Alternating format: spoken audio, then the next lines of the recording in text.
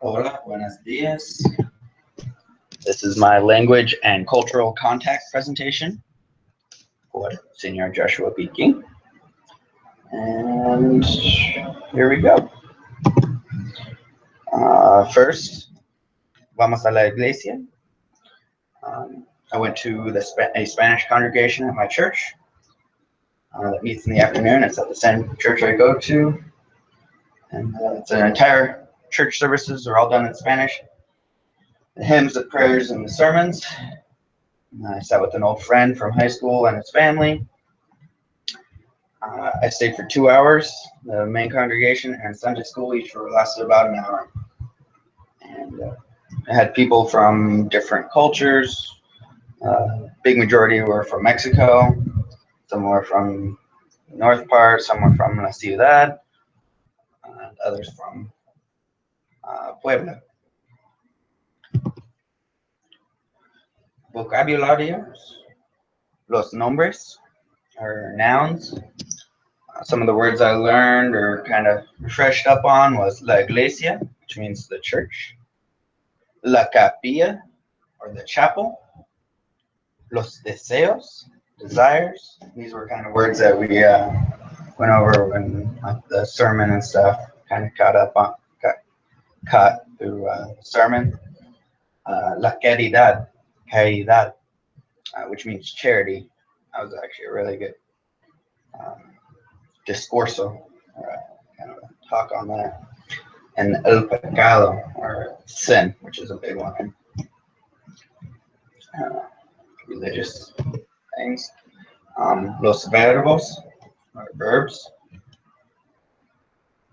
Some of the Spanish words. Enterrar, to bury, like after somebody dies, to bury them. Enterrar, kind of like tierra, which is earth, so like put them in the earth. I thought that was kind of cool.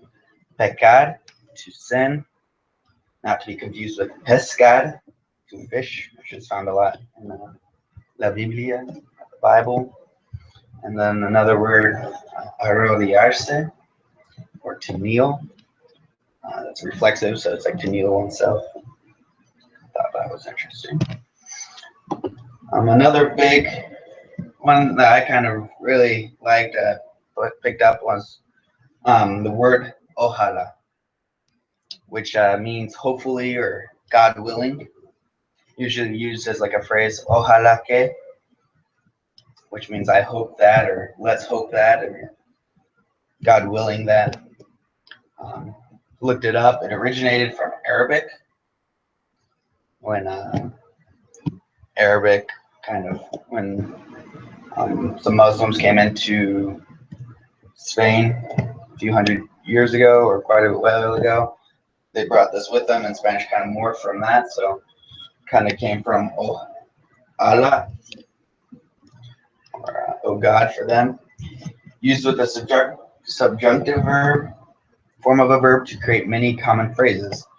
Ojalá que sí, or I hope so, or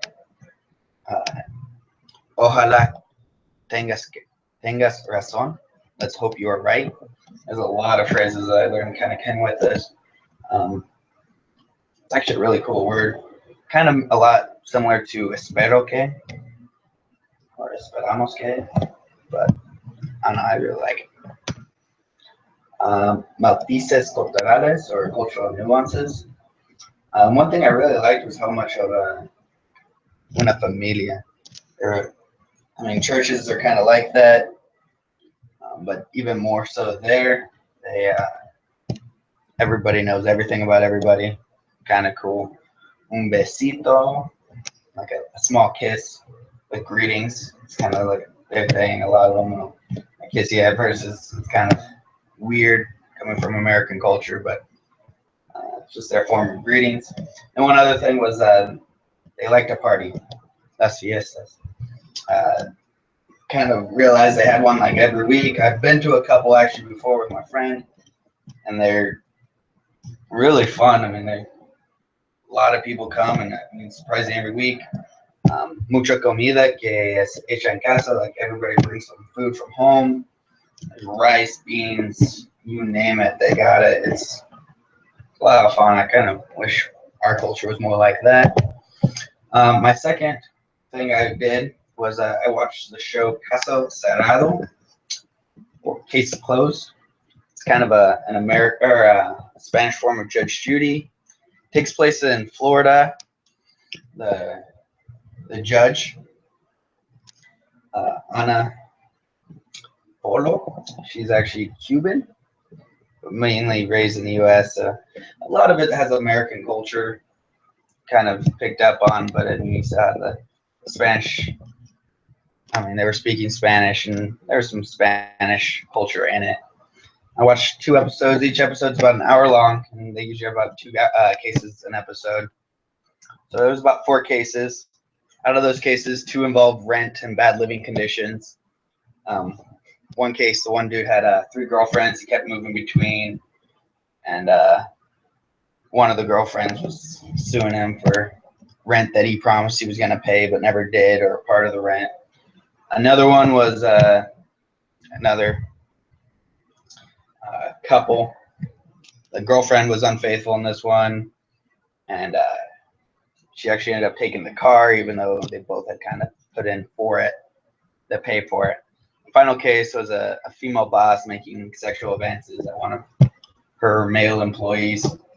That's kind of humorous.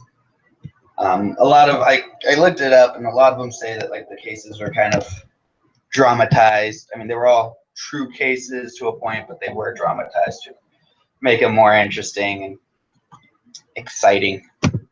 Some vocabulario: caso cerrado, case closed. When she hits the gavel, she says caso cerrado. Incumplimiento de contrato, or breach of contract. If they wrote up a contract and then one person breaks that deal, it's incumplimiento de contrato. Then you have the 2 sides. They're demandante and demandado, plaintiff and defendant. And then at the end, you have la pena, or the sentence or punishment delivered by the judge. She says who gets what, who has to pay what. And then a nice little phrase I like was vale la pena, or worth it, it's worth it. Direct translation, like it's worth the punishment or worth the pain. And then some cultural matices culturales, again, other cultural nuances. The people were very animated. I mean, not sure. I mean, I've seen Spanish people, and they are animated. They like to talk with their hands. They like to get into the conversation they're having. This was a little bit more so. It definitely dramatized just to keep things exciting. The plaintiff and the defendant both like to shout and scream at each other. It's kind of more acceptable than if you're like watching Judge Judy and people start yelling. They had to like calm down before they went on. But in this case, it kind of just went with the show. They just more screaming the more they got into it, and the judge wasn't scared to get in there. And then, but for the most part, it does take place in the U.S. And so a lot of their same issues they have, a lot of the same things are similar to what we have in the U.S. It's just problems with relationships, problems with money, people saying one thing and doing another. And so it's just to remind us that we're not that different. We do have different things, but we're not that different. It was fun doing both of them. Caso Cerrado and going to the church. They both talk really fast. It's hard to keep up sometimes, but you pick words out and you start getting the idea, and it's fun. I like doing it. So that is my presentation, and yeah, thank you.